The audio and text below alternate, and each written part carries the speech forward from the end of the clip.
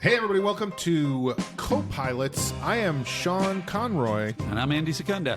On this podcast, we talk about TV pilots, the first episodes of television shows.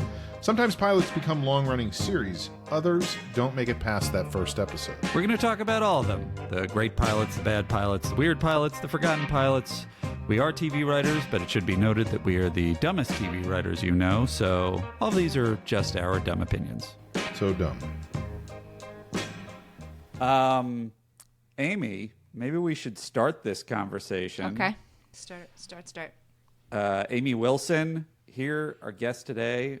Sean, do you want to introduce? Yeah, I'll roll through. I mean, this is all off the top of my head, just so you know. So Amy Wilson is an improviser, sketch comedian, sitcom star, Broadway star, wrote her own one-woman show, which toured around the country with her in it and then with somebody else in it. She then is a published author and started her own podcast, and the podcasting went so well that she started her own network. So, and also the mother of 3 children who are amazing. So, you know, there's a lot going on in that backstory. Am I hitting everything? That was a totally complete. Thank you so much. And the only thing you left out is that Betsy Stover ended up playing the show that I created. Betsy Stover took over the part, and everybody listening, if you live in LA, you know pal, Betsy Stover from Upright Citizens Brigade Theater. Mm-hmm. And she was very, very good. Amy and I first met when she answered a Help Wanted ad that I placed in a newspaper. Is that true? Yeah. It was a backstage ad, which back then was an actual newspaper you had to buy. I think it was like $1.25 at newsstands, and it listed all the things you could audition for. I auditioned for a improv group that Sean was directing like 5 days after I arrived in New York City. It was like my first audition, and look at us now. 30 years later, yeah. How about that? It all goes back to New York. Mm-hmm. Well, my question, Amy, we like to ask the guests, what are your sort of top picks or things that you might have something to say about? And you came out with Ally McBeal, which seemed right up our tone of what we've been doing. Oh, I thought you were going to say right up our alley, but I guess no.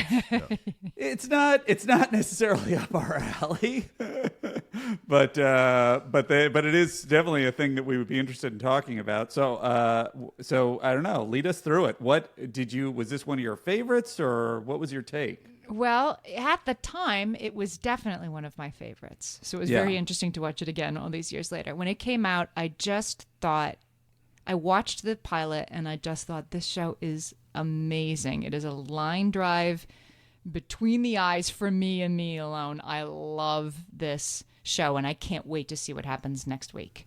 Yeah. I remember feeling that way. And so that's when we were talking about pilots I loved. That immediately came to mind because I hadn't seen it again in decades, but thought, well, I still feel that way. And the other thing about this show that I watched it with great excitement. I remember sitting down to watch it. It was appointment television. Calista Flockhart played Ally McBeal, and I had understudied her in a play. Ooh. Like 3 years earlier. She was just out of school.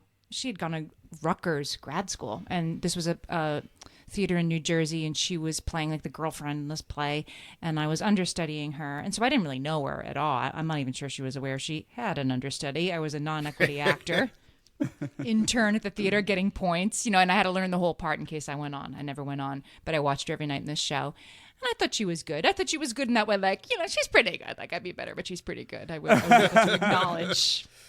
You got to have that if you're going to be an actor. You Right. know? You got to have that belief in yourself. Like, I'd be better. I thought you guys were saying sourness. You got to have that sourness if you're going to be an actor. No. And Amy, did she, when she was on Ally McBeal, did Calista Flockhart ever call in sick? And they were like, Amy, you got to come in. We need the non-equity version of Calista Flockhart. No, it never happened. And I never even auditioned for Ally McBeal that I recall. I mean, by the time Ally McBeal came on, I remember that I watched the series premiere in LA, so I was already in LA auditioning for stuff myself by then. But Did you ever have the feeling when you were watching it of like, she's pretty good, but I would be better at this? I had the idea watching it, I think, that it's like yes, this is a lane that I am auditioning for, and I can play this. Maybe that's what I liked about it so much. It's like, oh, this is a great it seemed to me, a great leading role that I could play. And if it worked, there would be more shows like it, which there were. And so I wanted this to work. But then it totally spoke to me, I must say. Yeah, what did you love about it so much? Like, I what? mean, I can't believe this going back, but like, there's not even any tension. Like, she's in love. Like, she's has to work with her ex at the same law firm, and she, Right. surprised, like, you're working here, and everybody in the show is like, you're still in love with them. It's pretty clear. And she's like, yeah, I am. Like, she totally cops to it throughout the pilot. It's not even subtle. His wife is like, it's clear to me that you're in love with him. Like, people just keep saying it all through the pilot, and she's like, yeah, and she kind of mopes through the pilot.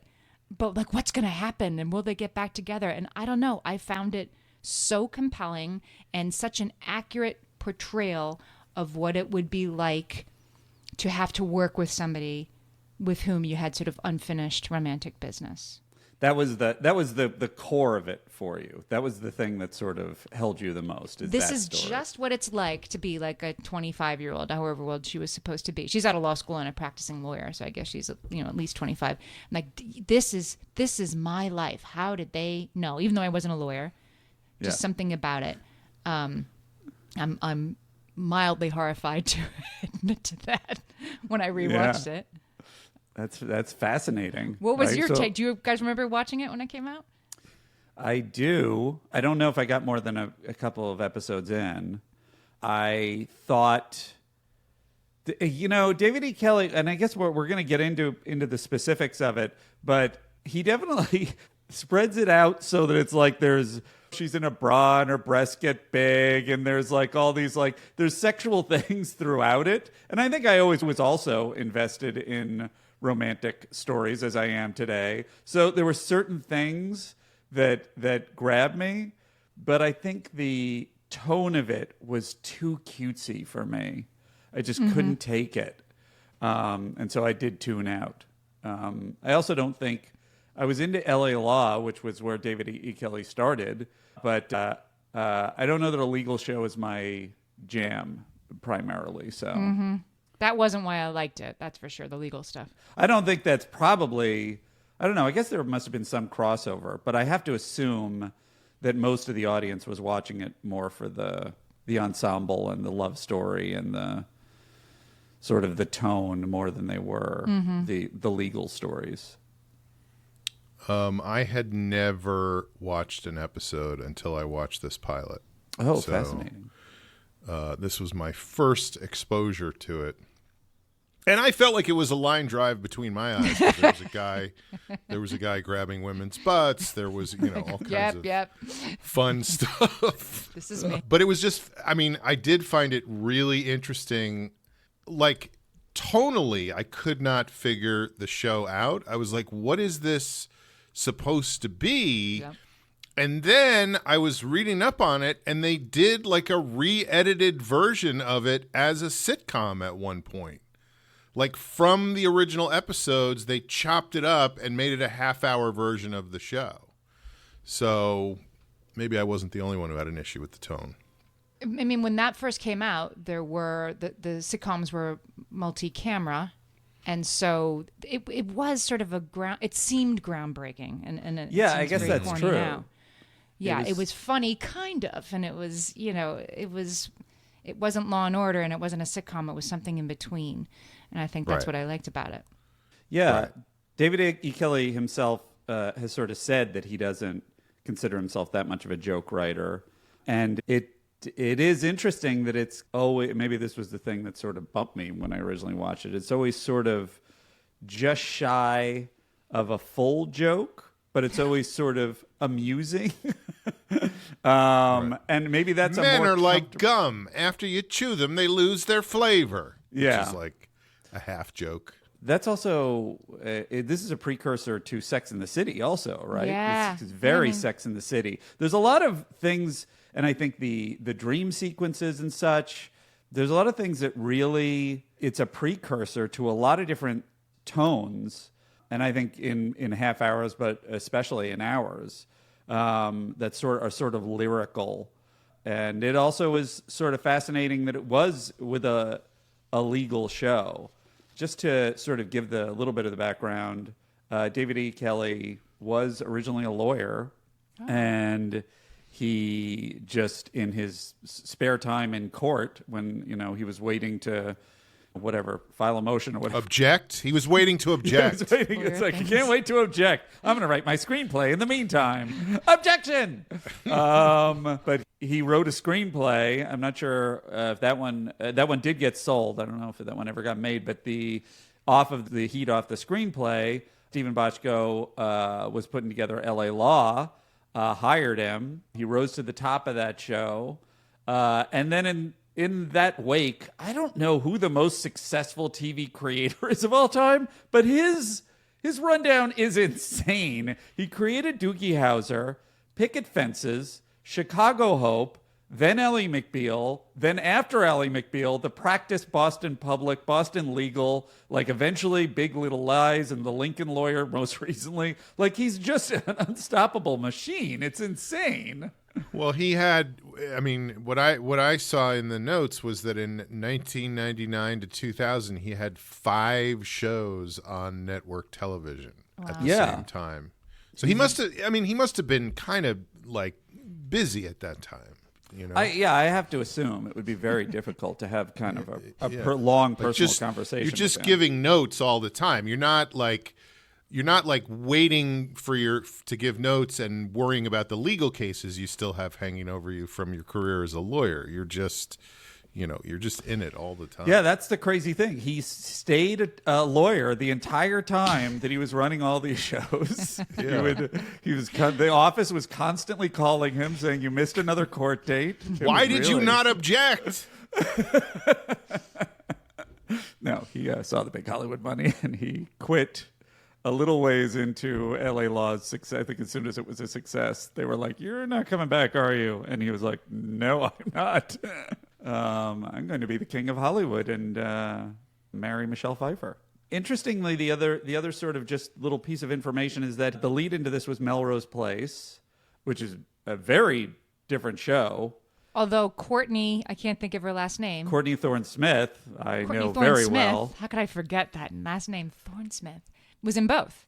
One of the actresses that I was obsessed with. Yeah, she was in both, and she kind of had left Melrose Place because the lore is of personal issues with Grant Show, who had sort of risen to the top of the call sheet, I think, and so she left that show and sort of moved into this show. Not the same character, so I guess it's not like an MCU situation where it's all the same universe. No, Kelly has all kinds of shows that are all in the same universe. Boston Legal, Boston Public, Boston Strangler, those are all in the same universe, but they don't cross over into other people's stuff. But I remember it being like, oh, Courtney Thorne-Smith is going to be on this pilot. It's, it's like having the Fonz on Laverne and Shirley. It was like a way to introduce the show as something. If you liked Melrose Place, you'll like Ally McBeal. And here's how you'll know. Here's the thing that was weird. He refers to this, that the thing he was tasked with was coming up with an Office franchise, which I assume he just means an Office show. And he refers, I think, to Melrose Place as an Office franchise. And as a fan of Melrose Place, that seems like more of just a place than it is an office to me. But well, it depends on how you define office, like what kind of office is it? I've never seen Melrose Place. So. Oh, I was also devoted to that for many seasons. An apartment complex, that's not that's not an office. I mean, I don't know, maybe at some point they started a sort of a startup there, but I don't remember. And this was part. Before the whole work from home thing, so it wasn't. Yeah, like no, well this is before, long right? Before, Sean, long before. Yeah. But so that must have been why I saw a handful of Ally McBeal episodes before I was like, this is nothing like Melrose Place. So it is interesting that this was set up to pair with that, and it's entirely different tones, and yet this one, was a huge hit. So with that. Let's start talking about Ally McBeal, 1997's Ally McBeal, created by David E. Kelley.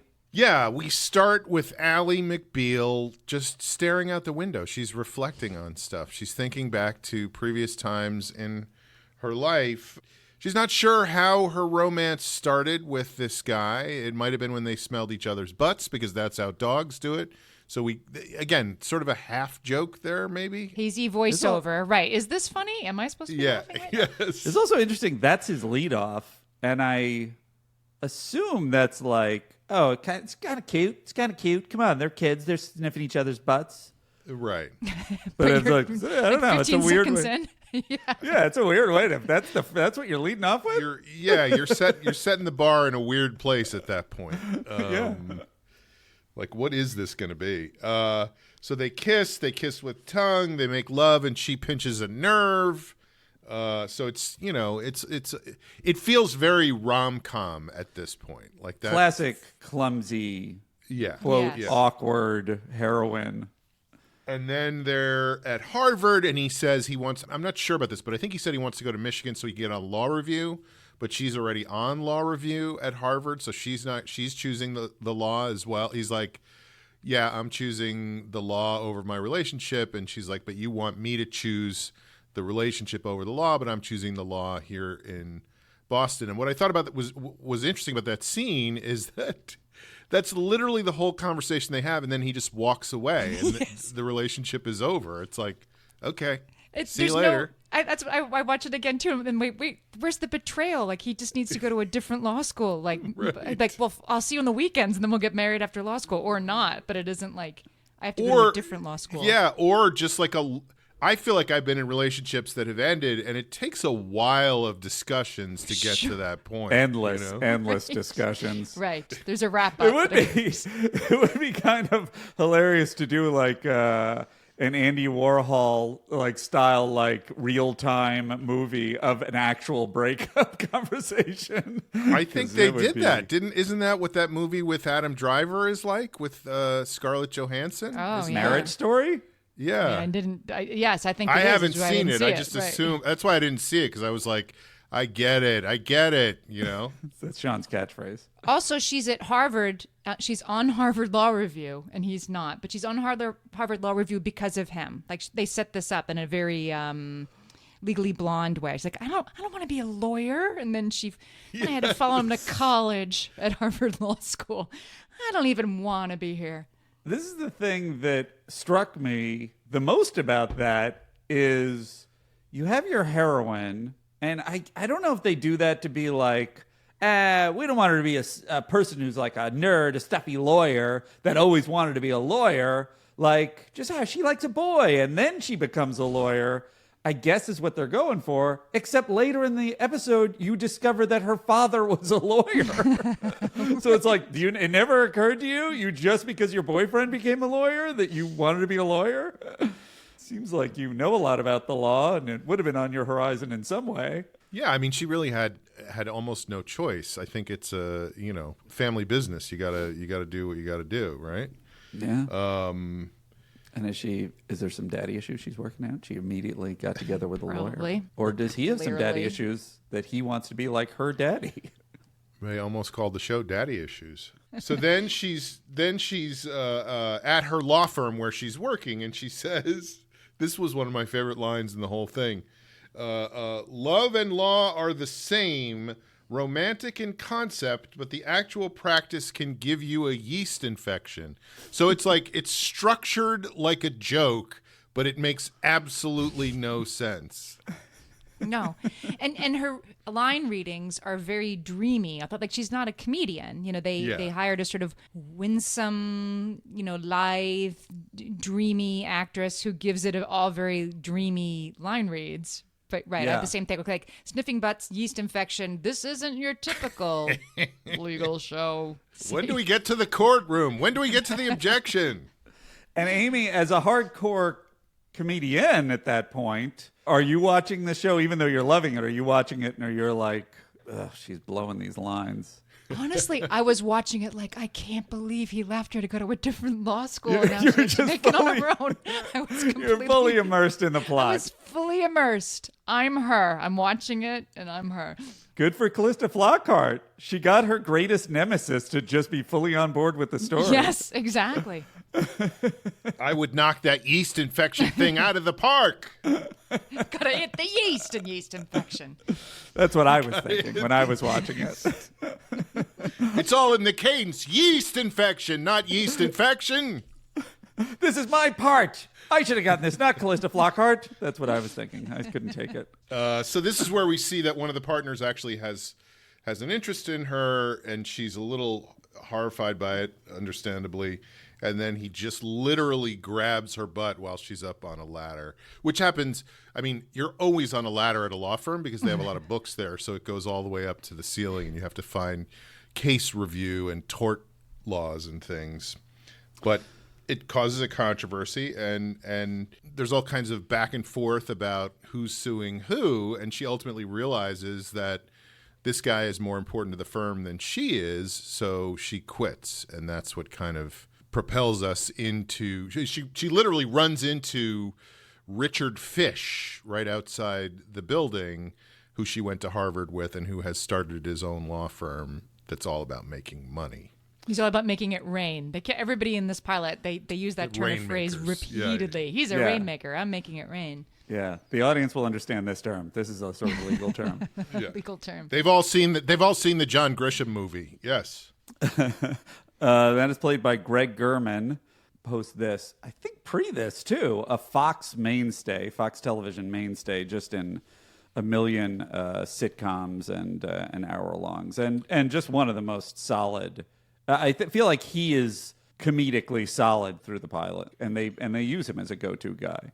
And he's definitely one of those guys that you've seen a million times without necessarily going, he's the guy who did this. Like, you just recognize him. You know? Yes. Amy, I don't want to put you on the spot. What was your maybe reaction then and your reaction now to the grabbing butts plot? Well, this is something that happened to me. That I had my butt grabbed, not by a superior at where I worked, but a superior where my husband worked. And Jesus Christ. At a holiday party, this guy grabbed my ass, and I was livid, and it was sort of decided that it was something that I just needed to let go. I mean, I couldn't sue him for sexual harassment. I mean, I don't know what you do. You hit the guy. But I was like, can you not make a scene? Can you not? Can you not? And this guy was just known for his bad behavior and ended up being asked to leave the company for, after years more of bad behavior. So maybe that was what spoke to me in this pilot. Like, yes, this is exactly what it's like to be in this situation. And there's a lot of discussion of sexism in the pilot. It just goes about it in sometimes very sexist ways, right? Sexist descriptions of sexism. Ally McBeal, in like one or two scenes later, says like, I'm hot, that's why I got my butt grabbed. I'm like, well, like, sexual harassment's about power. It's not about like being less hot so your butt won't get grabbed. So I feel like it's on its way to a good thing that doesn't quite get there. I think that is what's interesting, and that's why I wanted your read on it, because it is like, it's decades before Me Too. It's like it's addressing this valid charged issue, but there are these missteps like that moment you're describing, which are just like, oh, that's not quite right. But also, it's also like the kind of brilliance of it. And it's so fascinating to look at this show where it's sort of clearly intending to be on the right side. And it's like parsing out when it's on the right side and when it's not, which is something we've experienced in a lot of the older shows we're watching. But one thing that struck me is it's presenting... The show's perspective is this guy's a predator. He's taking advantage of her. Then the system is also kind of predatory because it's more worried about the money and protecting this guy in a position of power than it is about protecting Ally. And so that's on the right side. But in the process, they are also showing in this lascivious way this guy doing this in a way that's kind of just like, well, you're kind of just capitalizing on it also as a TV show. He's adorable, right? He's like, I can't help it. And then everybody just kind of goes with it. I thought the moment where there's some good actors on this show and they do some good acting, but then there's also people you've never seen before and you're never going to see again. And I thought the guy who played the partner who admitted that the money was more important than her was so good in that moment of just great. Sorry, that's how it is. Like, I know it's wrong. I know I'm a bad person for saying that. Like, all of that was conveyed just in his attitude, It did feel like the most realistic legal moment in the show was just the guy. And then he tries to do the right thing and he's like... no, you're that guy's fired. And then like the next scene, he's coming back where, there's too much money at stake. Nothing we can do. Nothing. And she calls him out and says, you just want to protect him because he's more of a rainmaker. She says again. She says rainmaker twice. Rainmaker, rainmaker. And then he's sort of like, yeah. I was like, oh, that seems accurate. Right. But she luckily runs into Richard and starts a new job the same day she quit the old job at his money-making firm.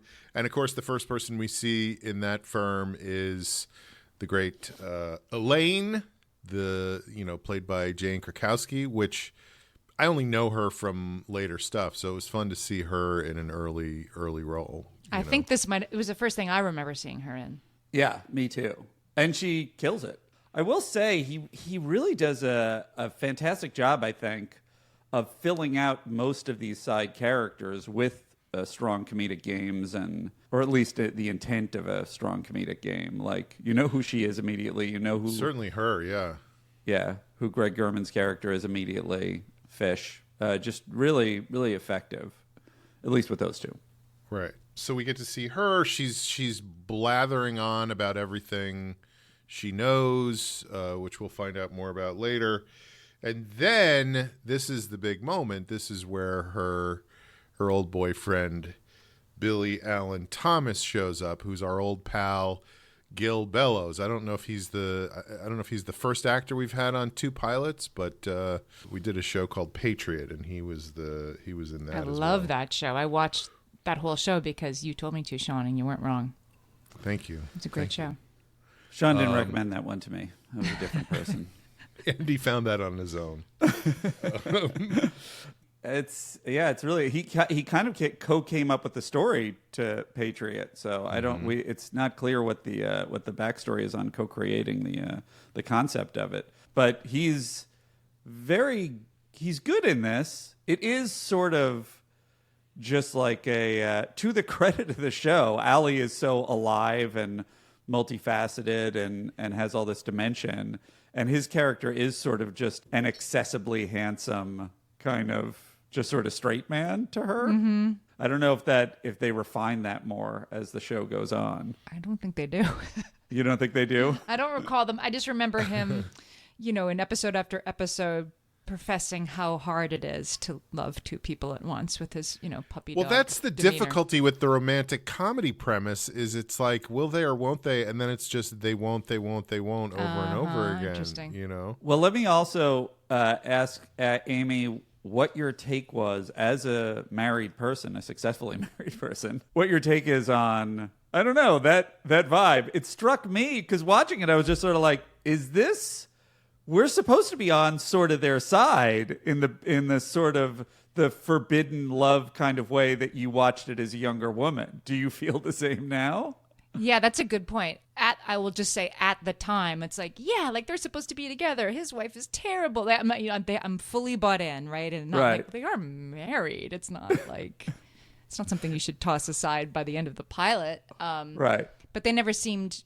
They don't make you want the married couple to stay together, as I recall. But yes, like, do they have to be married or couldn't they just be together? Maybe it's more, I assume it's more underlined as the show goes on. Courtney Thorne-Smith, first of all, who looks like Courtney Thorne-Smith, but beyond that, she seems a kind of, in retrospect, appropriately neurotic about the threat of Ally. Does she do anything that terrible? Courtney Thorne-Smith? No, she's just an impediment, right? And yeah, we have no information that that's a bad relationship other than he's clearly still has feelings for Ally. She snores and she has a bunion on her foot. Like, there's a lot of flaws there. So I kind of was just like, I understand that the show is telling us that we're on Ally's side, but I'm not sure I'm on Ally's side. Right. It does hit different, that's for sure, than it did when I was 25. She wasn't like the Malin Ackerman in all those romantic comedies where you're like, oh, no way. There is a thing in these shows when that scene about the bunion and that she snores, Ally says to Billy, you're going to have to give me something else. When he's like, yes, I'm very happily married. You're going to have to give me something else. And I thought, that you think it's going to get real for a second. And he's like, she snores. And she's like, you have to give me something else. And he's like, she is a bunion. It's like, great. All the characters in this land know when they're supposed to flip into that like witticism. You know what I mean? They all know how to speak that language. Right. And isn't she asking, since we're talking about that moment, isn't she basically saying, but tell me a reason why you don't love her? Well, you didn't give it to me yet. Tell me a reason why actually you don't love her. Isn't that basically what she's asking? She's this not person? perfect. Yeah. I think it's about flaws more than than love. You know, it's like because he starts that conversation by saying, you thought she was going to be fat and stupid and have no teeth and, you know, all these things. Another thing that didn't date well. Like, you thought she was going to be the worst of all things, fat. Barely a human is what I mean. But then he continues to list her flaws. So, yeah. But here's one other thing I wanted to point out is in this scene when Billy Allen Thomas shows up, and I guess it must be Richard says, is this going to be a problem? And this is the first time where we hear somebody do a comedy gulp. Like Ally just goes, Yeah. and that happens, I think, maybe 4 or 5 times over the next couple of episodes, which I found interesting. They're going to the old saws. Yeah. So then she's in the bathroom. She's talking to herself or thinking to herself about their relationship. She's flattened by a wrecking ball in her mind, and that indicated to me, that was the first thing I saw where I was like, oh, okay, they're going to make some big stylistic choices in this show. Yeah, it's interestingly a little bit far into the show. Yeah. That was the first Yeah. one, right? That was the first one, yeah. Right. You don't need them. They don't. I mean, I remember at the time thinking they were like whimsical and like, well, I haven't seen this before. And yet they don't. You could pull them out and it wouldn't affect the narrative or the joke. I understand that she's upset. It's not showing us what's really happening. Like she says she's upset, then it shows us like a metaphorical being upset. It doesn't undercut what's happening or It's totally unnecessary. Mm-hmm. And I don't know if you remember, do they tend to fade those out? David E. Kelly has said that they found over time that they didn't need the voiceover as much, just because you could kind of read the emotions on Calista Flockhart's face, because of her sort of skill at communicating things. Well, there was a dancing baby. Do you guys know? But that became like the one recurring That's thing. the one Right. thing I know about Ally McBeal. I remember what the dancing baby looks like. I never saw that episode or anything, but Yeah, it's the became such a defining thing, probably. cultural zeitgeist. Yeah. Yes, and that was sort of, well, wasn't until episode 12 of the first season. Oh, is that right? It showed up then? Yes. And then it stuck around after that. And it was the literal representation of like the ticking clock of her childlessness. And was she Right. going to, be able to get married and have kids or not? And it's a baby like waving goodbye to her, and in a very early computer animated format. In a way that was more maybe just as upsetting as it was whimsical. Definitely looked weird then, and it looks really weird now. Yeah, I think that might have been part of the intention, but I could be wrong. And very different from the way babies actually wave goodbye to you when you're leaving. You know? That's true. Also, slightly more advanced in their dance moves. Not entirely, but It's a sort of like Baby New Year kind of figure, right? Like Yeah, it's yeah. a diapered dancing kind of. But now that they've opened the funny asides can of worms, the very next scene we see is her talking about the size of her breasts and how she wishes her breasts were bigger. Right. This is what I mean about a show about sexism being, sexist along the way. She wishes her breasts were bigger, and then we get to see like what that would look like while she's wearing a bra. right, exactly. And so that's where it's like, I think, as a younger man, I was probably just like, all right, I'll watch another. All right, you got me for another act. Got me now. So it's like, it's effective, but it's also like you're undermining the purpose of what you're doing. So what are you going to do? That's TV. But we also get to see in that scene that she has a roommate, I guess. Is that her roommate? Yes, Renee? it's a roommate, and it's the first African American actor in the show.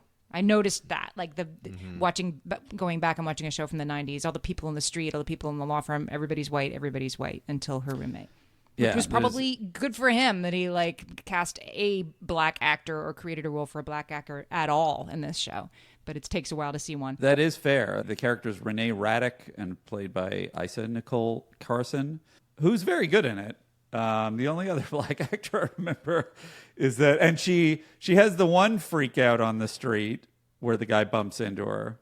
And right. Tears him a new one. And then there's a second freak at out the on the end, and she pushes the adult black man who bumped into her, and it reads very poorly. People are bumping into her. It's men in suits. Every time she walks down the street, people are bumping into her. I guess because they don't see her. I don't. Yeah. And it's always like a metaphor for what's really going on in her head, which seemed odd to me because they also had visual representations for what's going on in her head. So Right. make a fucking choice. And there's David also a Kelly. voiceover where it explains what's going on in her head. Hey, David E. Kelly, learn your craft. Figure out how to write for television, pal. You're never going to get anywhere. Okay, then we're back in the office, and now we get to see another. I mean, it's almost like they're piling on the visual gags here because Elaine is, again, talking about all the stuff she's done to help out. And for some reason, this makes Ally think that her head is getting bigger. So we see Jane Krakowski's head increase in size, which continues several times over the course of the episode. Wasn't it that I try to imagine that people are doing that? I missed the joke, but I thought it was like when I get upset about somebody, I imagine that their head's getting bigger or something. I did not. I don't know if there was a joke. Like I didn't quite follow it. You know? I think it was supposed to be circling like something about ego, but it's sort of muddy. It almost feels like he came up with the visual and then just crammed it in. Mm-hmm. I mean, David E. Kelly, come on, get it shit together. Jesus. You could have had 30 shows instead of just 25. Then we find out that they want her. This is where these kind of shows get hilarious to me because it becomes just like legal jargon to keep people engaged. Like, remember that law review article you wrote about taxation at the state and federal level? And it's like, what are you talking about? But we need you on this case because your knowledge is very important. And meanwhile, Billy is their best litigator, so he's going to handle her lawsuit. And they're like, Billy, can you handle this? And of course, Billy's response to that is to go, so funny the second time. It did strike me immediately, kind of go along with what my read was on Gil Bellows. No fault of his, just how the character's written. That when they said, oh, he's our best litigator, and I was like, well, that's so Ally has to work with him on this. I don't really read that guy as the best litigator there. He doesn't really feel sharp. Well, he couldn't even get on the Harvard Law Review, you know? That's a really good point, Sean. Right, she's the best lawyer there. Yeah. You did leave out the part, didn't they send her to a courtroom on her first day? They're like, we'd like you to get your feet wet. So she practices law for a case on her first day at work. Were you going to get to that? I'm sorry to have undercut that, but I thought that was remarkable. Like, go practice law, get to it. She's in the courtroom like 20 minutes after she gets to work. I think that was a little bit later. She Okay. does that it wasn't the same day. a little later. I don't know enough about law to know whether that's... Because that seems insane that it's like, you haven't studied on this case. We're just going to throw you in. Right. Just go down there and say some stuff. But she was on Harvard Law Review in her defense. You know? That is true. That's what Fish was thinking.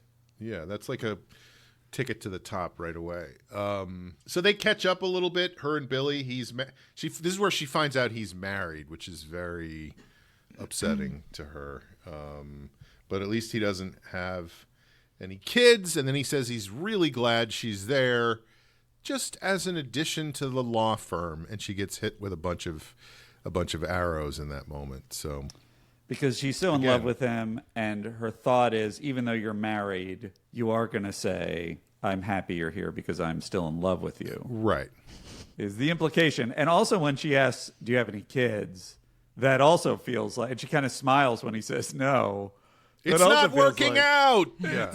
Her plan is immediately, when she hears he is married, is like, well, so on one side, I do admire a show that presents its main characters immediately like, I don't know, I'm in love with this person, so I don't care if they're married, I'm fucking going for it. That it's like you're playing that antagonist, that character almost, as an anti-hero immediately. I just don't think that was maybe their intention, or do you think it was? I think it was. Yeah, I think it was. I think because you would have the roommate be, I think, a little more. I think the roommate's like, you need to stop thinking about him and go out to dinner. But the roommate doesn't say, like, you need to stop trying to interfere in a marriage. That's crazy. I'll introduce you to my friend. Wait, so you're saying the show is sort of presenting Ally as like that maybe she's considering this a little too much or not? I think the show is presenting that if he's married but he doesn't have kids yet, then it's fair game, and who knows what will happen next. Right. Right. Marriage is meaningless unless you have children. Right, That's right. a fairly well-known trope or fact of life, I guess. And this is where she says, or she says the great line, "Men are like gum. After you chew them, they lose their flavor." Again, it's like it's like somebody's reading an old, like an old joke guide to joke writing and going like, it's basically Mad Libs. You put this here, then you put this here. That's a joke. Yeah. Which is exactly the tone of the voiceovers in Sex and the City, which came a year later, and I never really connected the dots on how much that must have been riding in the wake of Ally McBeal. Mm-hmm. So then that's where she bumps into a guy on the street, and she says, "Don't act like you're sorry when you're not sorry," which of course is what's really going on between her and Billy.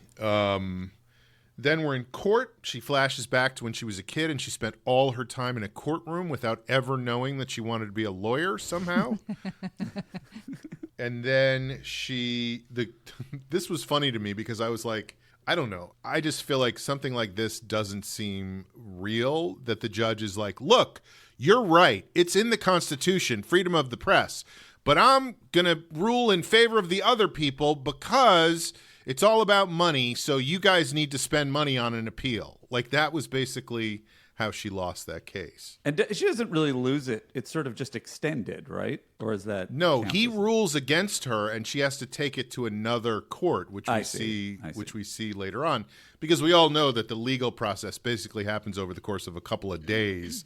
When you appeal a case, the Court of Appeals almost instantly takes up your appeal. They don't wait at all for that, you know. Like long weekend or something, but then you're back into it, right? There's no way you can just evade justice by postponing and appealing and you know, making motions. And then we get a little more of Elaine's head growing because Elaine has all sorts of interesting information. And this is the scene we get to where she finds out all about the wife and she wants to know more, and we find out that she has a bunion, which I agree, that's disgusting. I don't know why you would want to be around somebody like that, you know? That does mollify Ally. She's sort of like, oh, thank you. Finally. And then we go out dancing because I did not know what a huge element, I guess, not the dancing so much, but I guess it happens later with the piano player singing. That was like a huge part of this show. It's all of a sudden a music video like dropped into the middle of the episode. Yes, which I was also there for. Loved that singer. Bought her record. I can't remember her name. Vonda Shepard. Did you really? Sure. Well, maybe I'm speaking in ignorance. It struck me as just sort of like, first of all, that they go to the 90s club and they're, of course, playing a 60s pop song. It's just like seemed like such a sort of big chill, you know, white guyish kind of like, like, I don't know, this is really what they were playing at the clubs. And then the other thing is just like that the centerpiece is this white lady singing the blues. Just felt like more 90s than anything else. I did enjoy the twins dancing. I was like, oh, we're going to see these guys a lot more. I have a feeling. Whimsy. You were right. Bit of whimsy. And of course, you know that at home, you know, the Sklar brothers were sitting there going, they're okay. We could do better than this. Exactly. They were their understudies. Okay, so then we're back at the apartment, and Ally and Renee are there, and Georgia shows up to the apartment, which is definitely a little scary, you know. And she just wants to make it clear that she knows that Ally went on a couple of dates with Billy back in the day. So, you know, it's complicated because Billy clearly has not told her the truth. Right. And Ally doesn't know how far she should go. It's just a very touchy moment. Does Ally strike either of you as kind of a emotionally erratic person? And is that just intended in the character? Like in a possibly verging on mentally ill? Well, just how open you are. Like, yes, I'm in love with him, but I won't bother. Like, it's just how forthcoming you would be about that. Right. She wears her heart on her sleeve, that Ally McBeal. I guess that is definitely the positive spin on it. Yes. She's conflicted. She knows it's not the right thing to do, but she just can't help herself. You It know, just seems like a somewhat narcissistic lack of impulse control. Mm-hmm. No offense, Ally McBeal. so Georgia she's like a detective. She puts two and two together. She figures out that they were in love. Does that mean they made love, which they did clearly, and that's upsetting.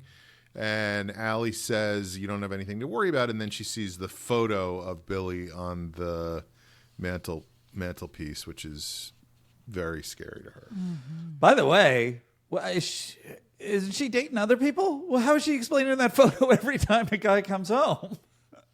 I would assume she would say something like, that's my accountant, and I just like to remember what he looks like because I go see him, That's it. She says, oh, no, that's no one. That's just a guy we used to sniff each other's butts when we were little. That photo came in the frame. I'm just waiting for a good picture to come on. It did strike me. It made me feel old. Like, right, you could break up with somebody and then just sort of wonder what became of them. I mean, that's so hard to do in 2024. When they first meet up, she's like, you were clerking for Suter at some point, I heard. She's like, yeah. Like, that she wouldn't know where he was. It would be impossible not to know what became of your ex that you dated for several years at all. That's such a great point. Unless the whole point of the show was how you tried not to know anything and people kept telling you. Right. He was the Unabomber and he wasn't on the grid in any way. Right. And then you were like, oh my God, you're the Unabomber. I enjoyed your manifesto. Some great points. But the show doesn't show us Allie in this pilot with other people or trying to date, but she can't forget him. It's an interesting part of the story to just kind of, skip over. Do you think the implication is that she has not had sex since she had sex with Billy? That maybe explains it, yes. That would explain her emotional erraticness for sure. It would really explain. Yes, it would. She was heavily invested in that relationship. Mm-hmm. Speaking of which, we get to the next scene and we find out that people are concerned about her behavior. And Elaine says, I'm trying to get more information on her cycle. So, oh, yes. Apparently we were not the only ones to notice her emotional erraticness. Which, again, it's like you just wouldn't have that in a show at this point, That joke? Yeah. Well, I think Jane Krakowski is supposed to be presented as like, being certainly. Oh, yeah. Being narrow-minded in that moment. I don't think, And then we go to the deposition where the guy is really sincere about how he can't help himself. He's unable to stop touching women's butts. And then they go off the record and he's clearly just a Lex Luthor legal mastermind going, haha, you fucking idiots. You're never going to beat me. Then, and she calls him an arrogant fat pig who's got no hair or whatever, like all kinds of just insults, which Billy finds unhelpful. So they go to the usual place, and it seems like they're setting this up as the place everybody goes to talk during the entire series, is the restroom, so that they can constantly have somebody in there who shouldn't be, who overhears everything they're saying, even though they check underneath the stalls. And it's a co-ed restroom. We haven't, that's the super wacky part of this. It's right. Co-ed because they're trying. It's the 90s idea of like, here's the shortcomings of women can be equal. Now you're all in the same bathroom. How do you like that now? And now your boss is listening to you fight with your ex-boyfriend. That remains, that the co-ed bathroom remains a center point throughout the series. And I was sort of like, hats off. Like, I get it. A co-ed bathroom is a perfect place for private and overheard conversations. Right. I guess it's an interesting question of like what I'm always interested to know, like what the perspective of the show is. Like, what does the show want us to think about this? You feel like the show is going like, look at these crazy things that are happening. Like, don't we wish it was like the old days, Amy?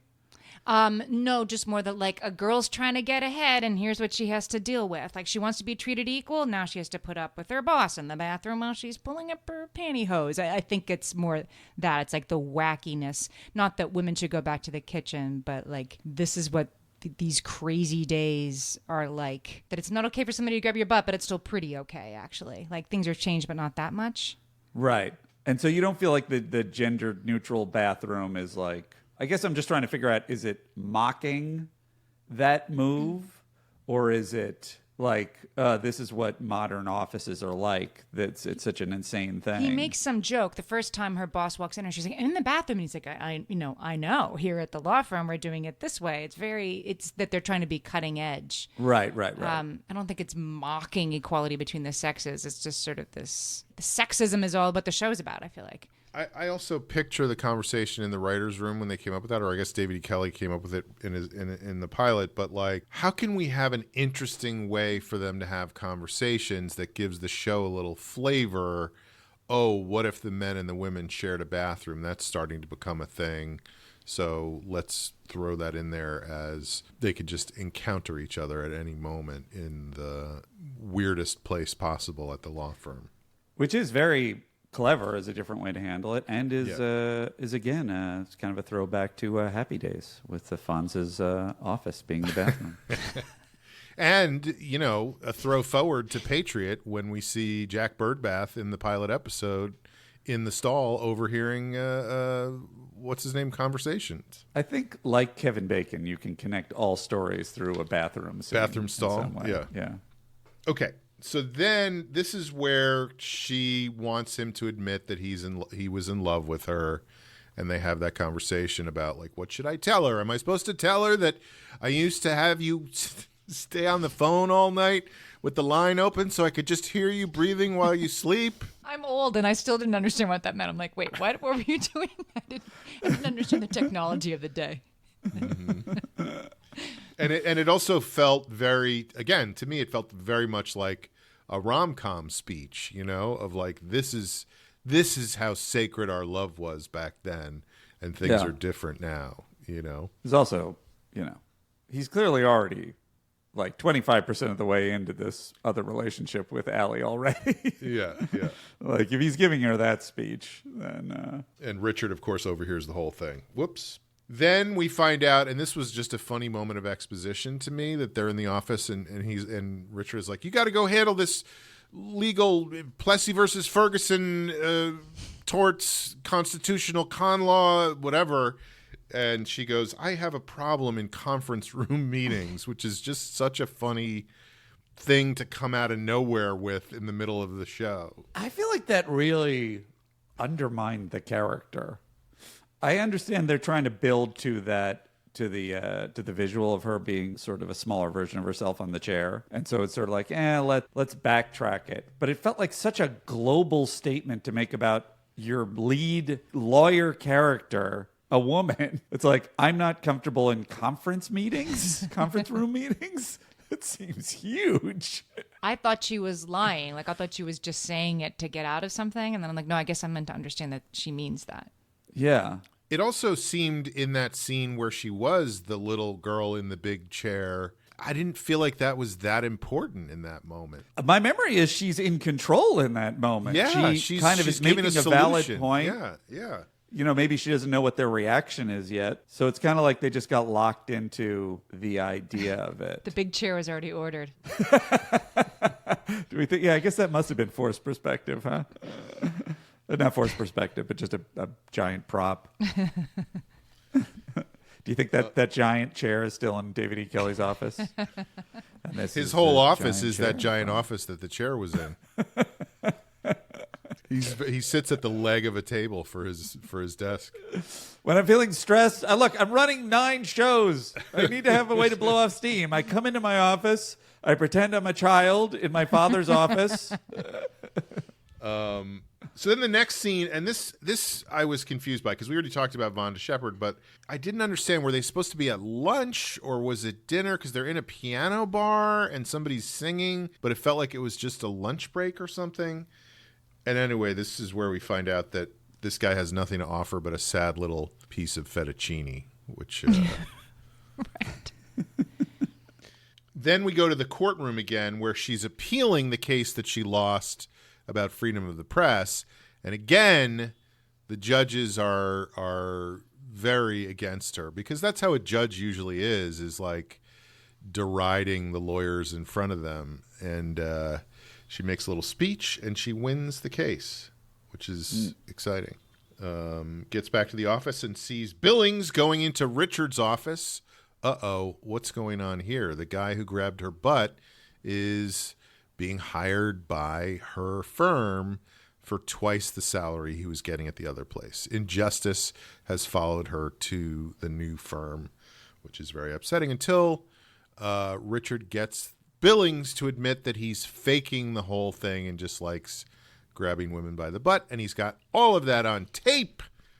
So they're going to win their lawsuit. I feel like Richard Fishin is sort of the character you can kind of like. You can see why it would be built mostly around. I mean, obviously, Gil Bellows is the central sort of story spine with Ally, but I think that's a great turn that he's been set up as this incredibly capitalistic character, and then he stands up for her at the end. Is really nice, and it kind of makes you feel like, oh yeah, we do want Ally to be at this law firm in an effective way, because there is an element that they set up at the beginning. It's also very clever the way they set it up. Is that Fish is so greedy, is set up as that character. So we're kind of like, oh, we don't want Ally to be in this kind of place that's going to be so mercenary, but he is also.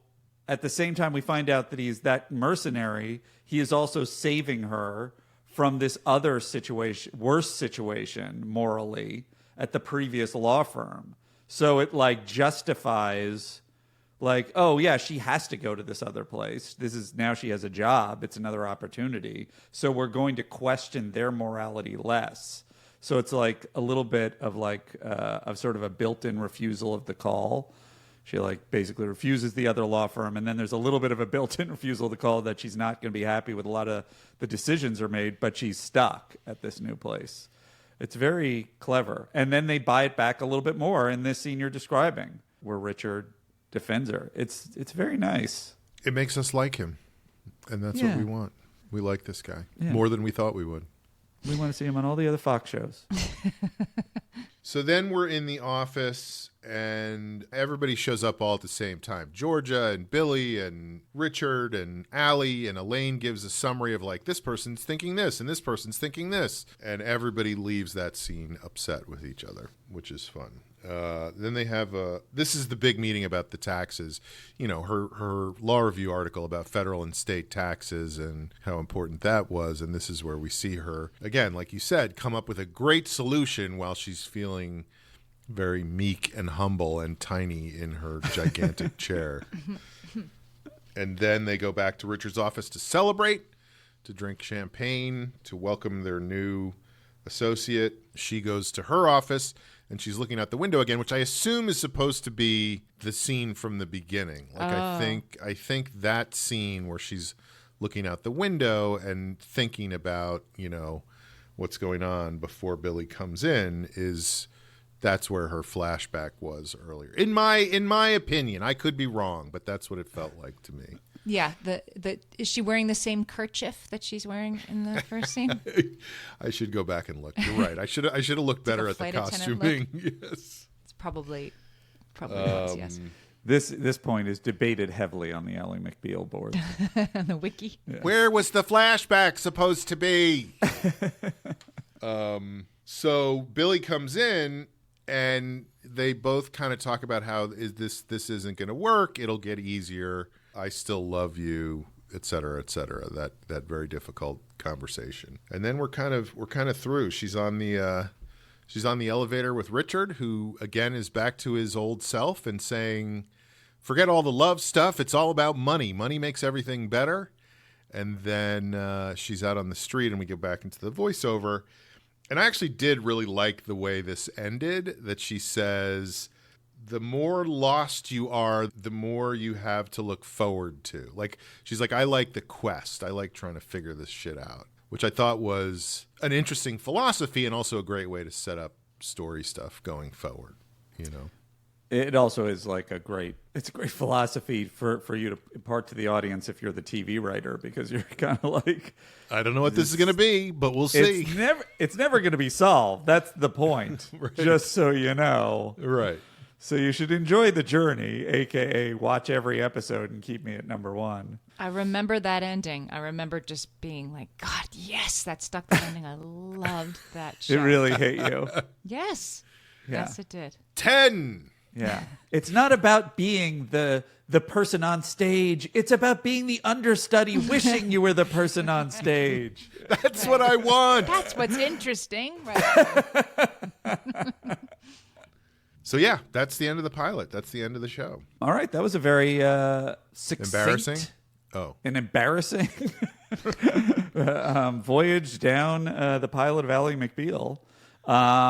Any other reflections in retrospect on it, Amy? No, I mean, its effect on fashion. She's wearing skirt suits with huge, clunky clodhopper shoes. This is probably more interesting to the females listening, but that was the look back then. Yeah. I mean, is that recurred now? Has that come back? I mean, at least once, I suppose you're right. Right, but I'm like, oh, here's where I saw it first. Like short purple skirt and enormous shoes. Yeah. It was also interesting, and I kind of remember this at the time, but just looking it up on IMDb, there was some discussion of just how thin everybody was, all the women were on the show. Like how there was a thing on IMDb where apparently the average size of the women on the show was like between 0 and 2. And so Jane Krakowski said she would show up and feel very overweight because everybody else was so skinny there. So that's kind of I don't know, that's a weird thing, you know. Didn't Calista Flockhart weren't there issues later of people, you know, in the tabloids commenting on her weight she had an eating disorder or something? Yeah, I mean, she's very waif-like and small. Having seen her in real life, I think she's a tiny person and got very tiny. Didn't bump Harrison Ford. He's That on guy, board. He's all about the quest. How'd you that know? work out? Did they break up? No. I mean, I just mean for those who second guessed Calista Flockhart, look at her now. Oh, right. Yeah. She's showing them. She's showing them. Married to Indiana Jones. Married to a guy who crashes planes on a golf course and walks away fine. Well, there you go. He's unstoppable, even in real life. He is killing it. And his planes. Well, Amy, thank you so much for joining us. This was really fun. And for suggesting Ally McBeal, which I could have gone to my grave without ever watching. Would you, well, we already know the answer to this. We always try to ask, like, would you watch more? But you already watched the whole thing, right? Right. I think I gave up at some point. I mean, it got really wacky. It got more and more like, you know, the whimsy became like 80% of the show. I stopped watching once. I think as you hit the nail on the head before when you said, will they or won't they? But when it's like episode 36 of they won't, or like I want to, but I can't, it's hard to sustain that. Well, and I did see, I think the show ran, I don't know what, it was 5 seasons, but it was like 112 or 113 episodes or something. And I did see that Gil Bellows left the show after less than 70 episodes. So at some point they must have just gone, all right, we're done with this, you know, time to move on. Sorry, Gil, go write your own thing. Go write one of the most heralded cult shows ever. Right, I guess. Which Andy found on his own. I found it on my own. I didn't need Sean. Well, thank you very much. Sean, do you want to handle this or should I? Why don't you do it? All right. I like hearing your voice. You're glad you handed it to me, huh? This is total BTS, Amy. Please follow us on social media in your various sources at Copilots TV. We also have all the social media listed in our show notes.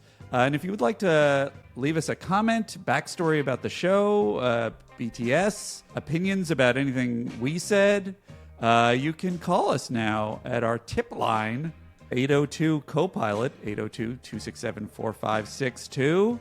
Please leave us a 5-star review on Apple Podcasts or Spotify, and you will automatically get your pilot's wings, which is not a real thing. Cannot wait. Yeah, you're not getting anything real. It's just a thing we're saying. And thank you all. And thank you, Amy, again for joining us. Thank you. It was really fun. Check out Amy's podcast. It's called What Fresh Hell. Yes, is there anything else you would like to plug yourself? whatfreshhellpodcast.com or whatfreshhell wherever you listen to podcasts. And I have a book coming out. It's called Happy to Help, but it's not coming out until January 2025. So it's a long game, guys. But so set your keep it in mind. Yeah, send yourself set your a watch reminder. list. Set your search terms for it. Set your VCRs. Sean, they don't have VCRs anymore. Stop maybe. dating us. Maybe. We are coming in for a landing. Oh boy. Working on this.